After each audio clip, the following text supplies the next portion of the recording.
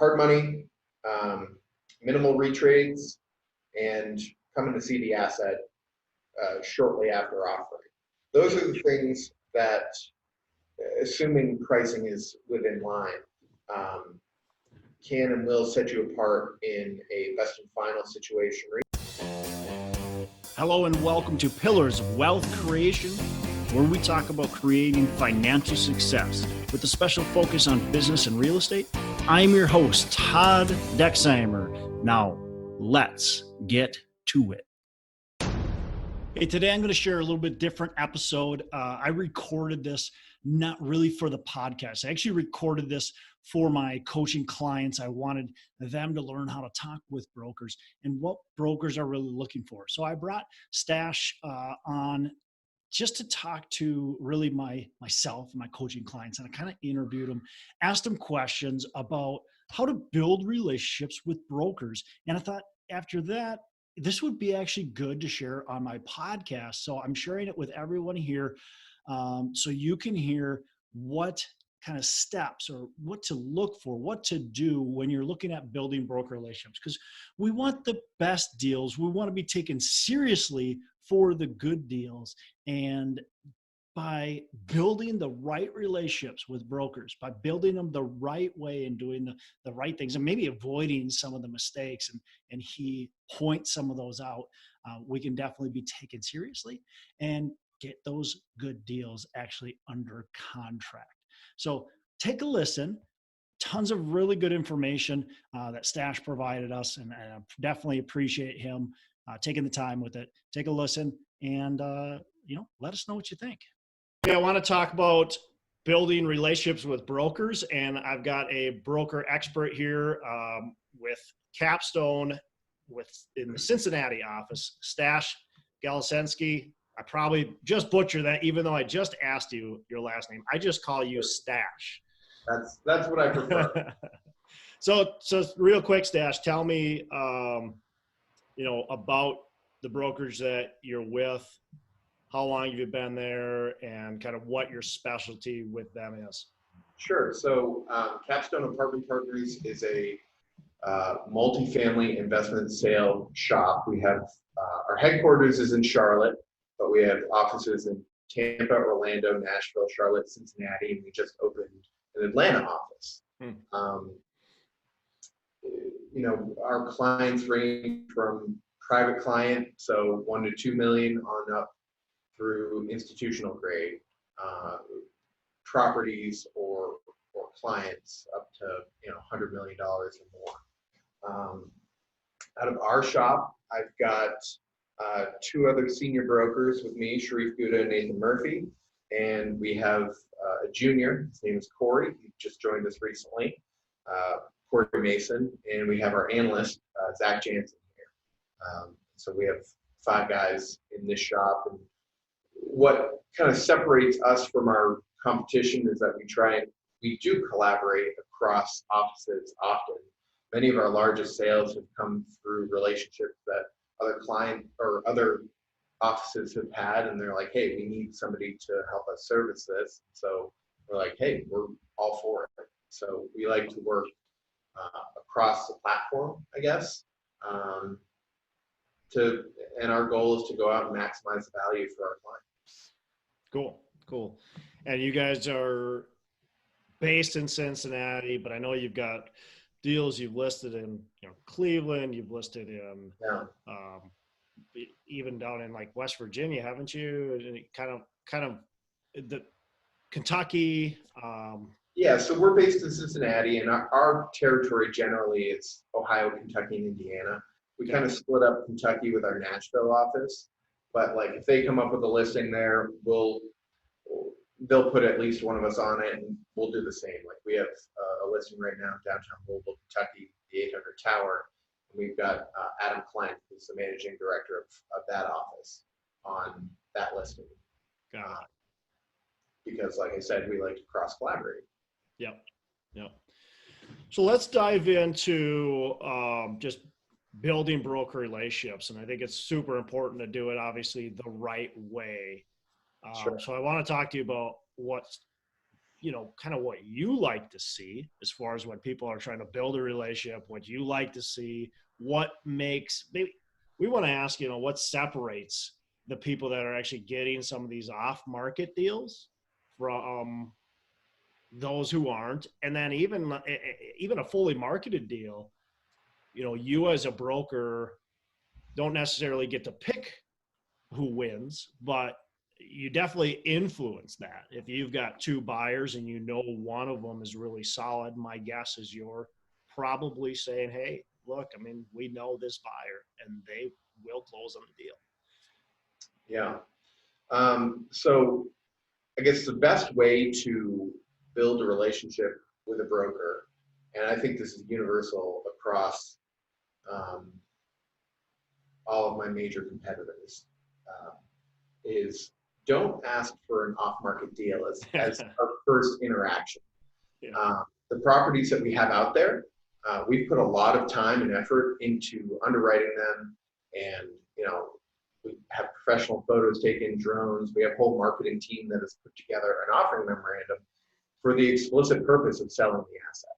Yep. So I think there's a misconception out there that just because it's listed, it's a bad deal, or if it's on LoopNet, it's not a good deal. And I think that couldn't be farther from the truth. If it's listed, that means that they want to sell it. Yep. So you should pay attention to it as opposed to asking for off market. Well, the reason it's not on the market is because they're not necessarily that motivated to sell for whatever reason. So there's a lot of attention in, just give me your off market deals. Like the biggest turn off for me is, I don't like this for whatever reason. But what do you have off market? And it's like, nothing. For you, sir, nothing. So that's my first position on that. And so there are off-market deals, right? Like we're in the midst of closing a bunch of them at the moment. But those go to the clients that we know can and will perform. And usually when it's off-market, we get one or two bullets. And we take those deals to the groups that we know can and will perform. What happens? You get a deal, or you have a lead on a deal. So oftentimes an off-market deal, Stash, correct me if I'm wrong, but you don't have exclusive rights on that thing. So any broker could bring a buyer in, and you get paid nothing, right? Yeah. Right. And so you bring a buyer in, and that buyer. So if I call you up on the phone, I go, hey, I'm looking in Cincinnati. I'm from wherever in New York, and I'd like to buy a deal. What kind of off-market deals you got? And you go, hey, I got this great deal. Take a look at it. And I take a look at it, and I like it, and I decide, hey, I'm gonna, execute on this deal. And it actually falls through. Are you going to have another opportunity to bring even an offer or any, can you get a commission on that deal from somebody else? In some occasions, yes. But oftentimes, if the buyer that you've brought and you've essentially vouched for them, then turns around and pulls on it for whatever reason, I then end up looking like an idiot. Yeah. You as the buyer, you don't really have any consequences other than I'm not going to call you again. Yeah. Or I may take your call, but it's like, okay, like I'm discounting you in my mind because I can't count on you. This is, it's a relationship business, and in the same way that I have to go out and establish and build relationships with prospective sellers and buyers, they need to do the same with us. It's a give and take. So, and groups that just want off market, they just take. That's all they want. And so it's like, look at what I have listed, and actually put some time and thought and effort into it. And if they're not for you, that's okay. But at least we've established that if I show you something, you're going to take it seriously and give it a good underwrite. And you can give me legitimate reasons why it's either not for you, or your price is what your price is versus where we need to be sellers at. Yeah. And if we can't meet on it, that's okay. But, it shows me that you put the worst is when I call somebody to follow up on a deal and they're like, oh, I look at so many deals. Which one is this? And it's like, all right, I know that this guy's not going to be our buyer, but we have to go through the motions. Yeah. Yeah. Yeah. And you guys are I think a lot of people discount the value sometimes of brokers. You guys have put a lot of time and effort into it. You guys have done the underwriting. You have a team in place that does the underwriting, that's trying to do the homework. And granted, your job is to sell the property, but you've got a lot of service that you've done. When I look at a full offering memorandum from you guys or from other brokerages, there's a lot of due diligence in there. There's a lot of homework, and it arms me with a lot of value versus if you just sent me like a T12 and a rent roll, that's great, but I have to do so much more work when I just have that. So yeah, a lot of people discount what you as a broker offer, I think. And like you said, I just want to get these off-market deals, which, sometimes can be the best deals, but I see a lot of off-market deals that aren't even close to working. And it's what you said. Right. The seller just doesn't have any interest. The seller goes, look, hey, Stash, if you can get me 10 million on this deal, I'll sell it. Yeah, that's great. It's worth 6, but yeah. 5 on a good day. And it's Yeah. like, oh, let me go see what I can do. So that's another thing. Not all brokers are created equal. Like, the barriers to entry are high and they're low. They're low in that all you need is a real estate license. Yeah. But they're high in that getting, really high quality, high caliber deals, legitimate deals that are deliverable and saleable at a price that's not just some pie in the sky. That takes years of relationship building and trust building. And, our biggest competitors have, 25, 35 years in the business, and we're up against that every single day. Yeah. And they've known these people since the 90s, and I'm a new kid on the block here in Cincinnati, only 10 years in. Yeah. So Yeah. It takes time and effort to establish those relationships, for sure. What as a broker, we talk about, well, we want to make sure we continually contact the brokers, and how often is enough, how much is too much maybe, and how much is too little. If there's like a magic number, obviously there's nothing. Yeah, well, I mean, it kind of equates to what we're doing actively. So I've got in my prospecting efforts a top group that I'm trying to be in touch with, say, monthly, because they're high transactors, or I want to get a deal from them or to them. Then there's a group that I'm contacting. It's a larger group, but maybe I'm contacting via phone maybe once a quarter, perhaps. So I think somewhere between once a month to once a quarter is probably fair. Stay on the radar and top of mind, because sometimes, like you and I have had it, it's like, well, here's what I have going on, but we've kind of already covered it. Yeah.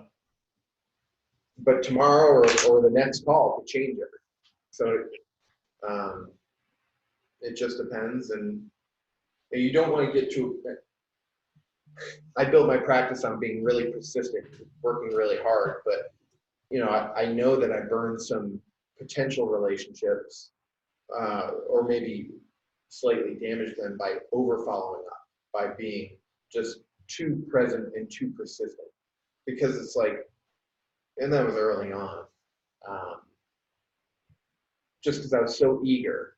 And it's good to be eager, but it's also a bit of a poker game too. So as a buyer, or as a broker, it's like, hey, I'm here. I guess my philosophy is I'm here to provide a service, but I don't want to seem overly eager, because then, the perceived value is diminished. Yeah. Yeah. And I think too, it maybe depends on what you're calling for. If you're calling every time just to ask for a deal and you're calling once a week, that's probably overbearing, right?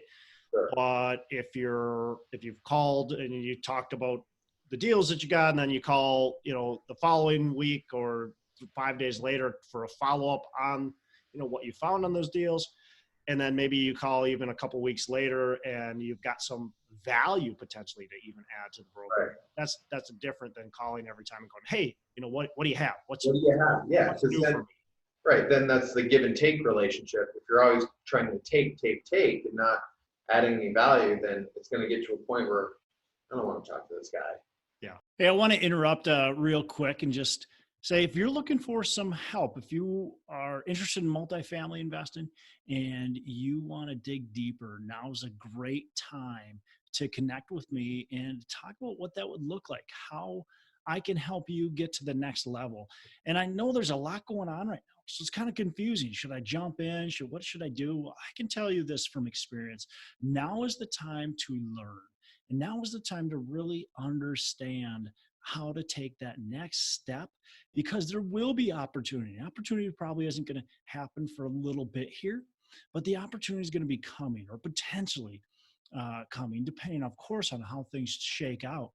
Now is the time to be learning. So when that does come in 6 months, in 12 months, when that comes, you are ready to take action. You're ready to take the next steps, and you're ready to actually take advantage of what could come down the pipeline. So now is a great time. I'd love to help you. I'd love to help you get there if you're looking for that next step. So reach out. You go to coachwithdex.com, coachwithdex.com, and just do a discovery call to see if it's a right fit for you. The other couple things I want to mention, we got the North Star Real Estate Conference. That's been put on hold, but it's still coming. We're going to be doing it in the fall now of 2020, and we'd love to have you there. Love to have you. Love to be able to shake your hand or give you an elbow bump, whatever is the in thing at that time.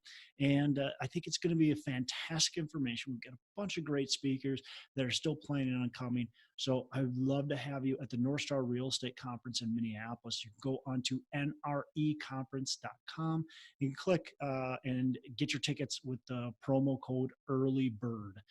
The last thing, again, I just want to say I really appreciate you listening to this show, and I hope you're getting a lot from it. I would love to hear from you on what you want out of this show. If there's anything that we're doing that we could do better, if there's any way we can serve you in a better way, I'd really love to know that, to be able to take some time and help cater this show better to my audience. So you can definitely give us a note, Pillars of Wealth Creation. You can give us a note. You can write us on Facebook. We've got our Pillars of Wealth Facebook page. You can connect with me personally on Facebook. I'm just Todd Dexheimer. So you can, I don't think there's too many of me. So you can connect with me and just let us know what we can do to help better serve you. If you've got guest suggestions, if you've got questions that you'd like us to ask, our hump day hustle. So love to really make sure this show is about you and not just about us, of course.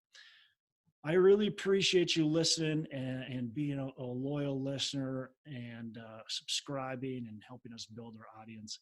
Let's get back to the show. Beyond that, like, what are some kind of big things that maybe you get that first call and you're like, yeah, they're on my list because, whatever, but they're probably never going to be a buyer. Anything like that, or maybe that you see as the relationship gets built, we're like, boy, these people aren't going to buy anything. I think, and maybe it's partially on me, but I've had some occasions where recently there was a gentleman who would call me once a month, and I liked him, still like him. I think he's a fine person, but he's like, hey, I want a value add deal. And so I was like, all right, let's come look at this listing that I have. And we toured it. We spent, a lot of time with it. And then he came back afterwards and said, well, I know that's a value add deal, but that's not really what I'm looking for. And so, my price would have, I know you guided me here, but I'm way down here. And so it's like all of that kind of capital that he had established and built, I feel maybe he wasted because and maybe it was on me. I should have done a better job qualifying exactly what he was looking for. Yeah. But he said he wanted value add. We talked about it, showed it to him. Oh no, that's not what I want. And it's like, well, maybe you should just go invest in bonds or something. So know what you want, know what you're looking for, and truly understand it. And then beyond that, make sure you get an understanding from the broker what you're going to look at. If you don't fully understand it, then let's do that before we go tour a property, because you're spending a lot of time to go take a tour. I mean, you got to get out of your office and drive there and spend the hour there, and then all that. So that's a lot of your time, especially if at the end they're just gonna say, well, that's not what I'm looking for. Yeah, no, it's aggravating to say the least. Yeah. And, if anything either side can do to avoid that is best. Yeah. Anything else that you see, maybe first initial call,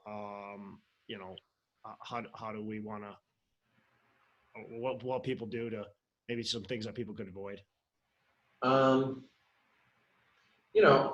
think that like I mentioned earlier, if I call you and you don't know what deal I'm talking about, I might as well just hang up on you. I don't, but I might as well, because if your response is, oh man, I look at so many deals, then it's to a point where you look at so much that you're never going to get anything done. And you're probably looking at so much because you don't really have the capability, and you're trying to find maybe a diamond. And there is a lot of sifting that has to occur, even for us too. If we take 20 deals to market, we're probably underwriting 100 of them. Some of them we're not getting because we're losing them to competitors, so we usually win listings. But some of them are just not realistic for whatever reason, and maybe it's the deal we underwrite today, and we'll get it in 18 to 24 months. So to your question, if you're going to request information, or you're going to go through the process of downloading our information, signing our CA and things,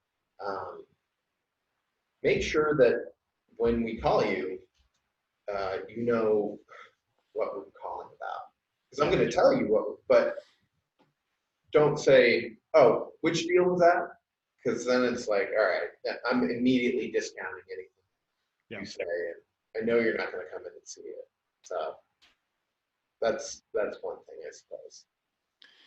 Let's talk about quickly, and we got a little bit of time, so I want to be respectful of your time, but let's talk quickly about that offering process. So we did establish a good relationship with you, and you brought us a deal, whether it's off market, on market, LoopNet, whatever. But we got this deal, we underwrote it, we like it, we put our LOI in. What's going to make us be attractive other than price? Because we know that obviously price is a big thing, but other than price, what's going to make us look attractive to you and the seller, to where you're going to go, hey, I think you should strongly consider this offer? So we have seen in the past where groups won't even come in and tour it until they're invested final, which there are different philosophies. I guess it's okay, but I think if you've seen a property, there's much more credibility to your offer than if you have not seen it and you're offering on it. So I think making the trek, right? If you're on the coast or you're in a different part of the country, drive to us or fly to us, come see the asset, either before you've offered on it or very shortly thereafter, so that, we can look each other in the eye and know that, okay, I feel confident about this person. Yeah. So seeing the asset's one.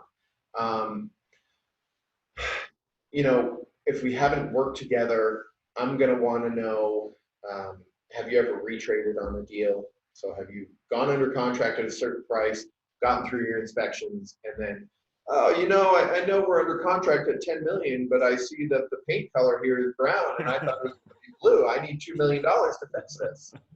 I'm exaggerating a little bit, but hopefully nobody does that, right? but we want to know if you've retraded before, and we want to see some and why references, right? And why?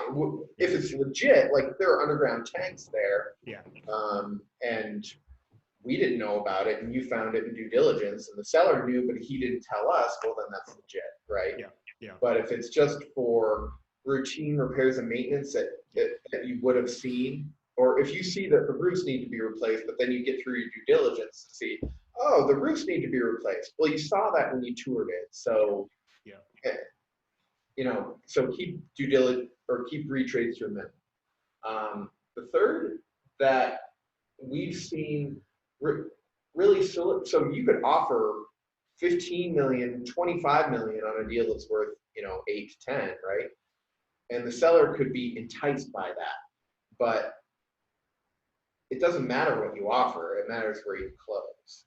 And so one way to ensure that you are going to do what you say you're going to do and close at generally the price that we go under contract at is by putting up hard money.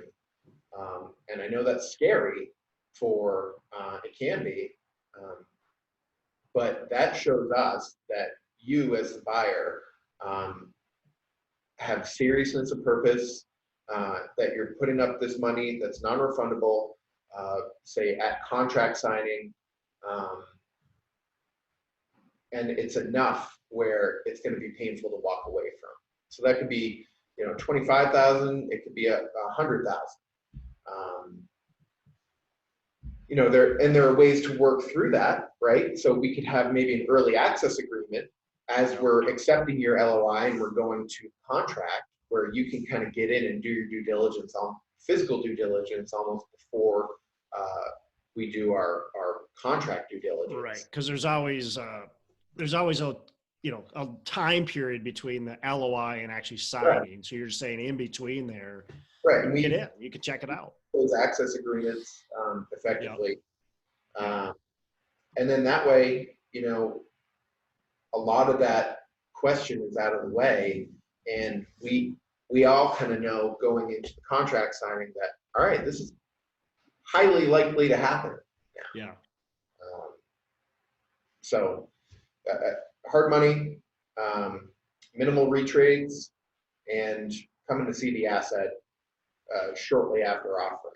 Those are the things that, assuming pricing is within line, can and will set you apart in a best and final situation, or even just maybe it's an off-market situation, but that show that seriousness of purpose, that we're not just wasting each other's time. Yeah. Awesome. Well, I won't take up any more time. I just want to kind of recap. I really appreciate you talking about the off-market thing, because I think so many people, and myself probably included, get stuck into like, hey, I want this off-market deal. Where, as you said, look, we've put a lot of time into these fully marketed properties, and just because they're fully marketed doesn't mean they're bad deals. It means the seller's motivated. The seller wants to sell the property. So, are you going to pay? Do you have to pay close to what everybody else wants to pay? Yeah, but on an off-market deal, you might pay way higher than what everybody else was willing to pay, because you thought it was this off-market deal. This is an amazing deal, and it's like, okay, good, congratulations. Right. So I appreciate that. I mean, I think that's super important for people to understand. And then definitely just the overall communication with brokers and persistence with it, but not being overbearing, probably, and nagging. And then following through with what you say you're going to do, knowing your criteria, following through with that. all just a bunch of good stuff. So definitely appreciate it. Yeah, this is, I appreciate it, Todd. Thanks for the opportunity, and look forward to getting something done. Yeah. Any last closing remarks? What you like to see, don't like to see, anything else that you want to add? Are we good? I think to your previous point about people not seeing the full value of brokers and kind of discounting what we do, if you take care of us, we will take care of you. And so, I'll just leave it at that. It's a relationship business. Yeah, exactly. And you get out of it what you put into it. Yeah. So as with anything else. Yeah. Awesome, Stash. Appreciate it, definitely. And have a fantastic rest of the day, man. Thanks, Todd. You too. Hey, thanks so much for listening. I appreciate you being a loyal listener. I would love to have you go on to our Facebook page and subscribe. Give us a thumbs up. Go on to iTunes or wherever you listen and give us a rating and review. Don't forget to subscribe. Your rating and review just helps us push this out to more and more people and continue to grow our audience and hopefully positively affect a ton of people out there that really need this and want this. So the other thing I've got for you is a free ebook on my website. So go on to venturedproperties.com, and download our free ebook on real estate and on syndication. And I've got some data points in there, some really good stuff for you. So I'd love to have you take a look at that. It's free. I'm not expecting anything from it. And also, look, if you want some help in multifamily, want some help learning, growing, getting your business off the ground, I would love to talk to you about what it would look like to work with me potentially and see if that's a good fit. So you can go to coachwithdex.com and check that out, and we can definitely have a call. Thanks a lot for listening. You make it a fantastic rest of the day. I'll catch you on the next episode.